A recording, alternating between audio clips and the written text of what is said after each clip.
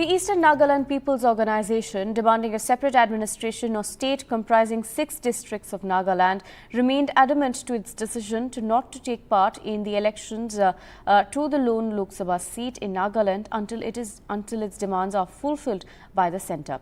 Now, after holding a marathon closed-door coordination meeting with about 20 MLAs and various other organisations in Susang on Thursday, the ENPO leaders once again on Friday announced to boycott the elections that will begin on the 19th of April in the state.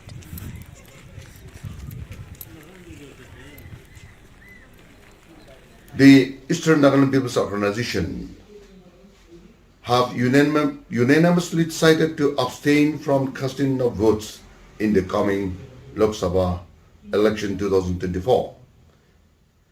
This decision was made after several meetings held with all these stakeholders because of the lackadaisical attitude and the non-committal behavior shown by the government of India. And this is to make the government of India to understand that Ministry of Home Affairs did not keep its own assurance for creation of FND. I have my colleague Rathadeep joining us with more details. Rathadeep, the ENPO has now decided to boycott the polls in Nagaland, but take us through their major demands.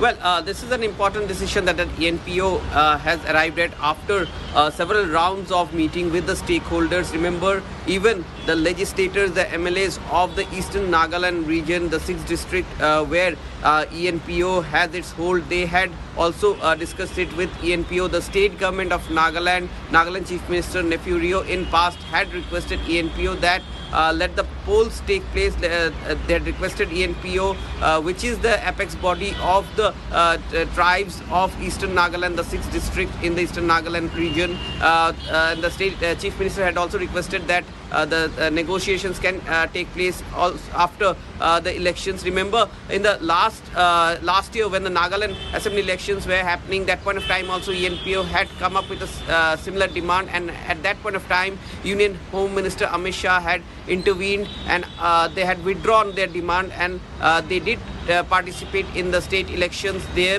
The people did come out to cast their votes, and after that for more than a year there have been a series of negotiations, discussions between centre and the ENPO leadership on their demand.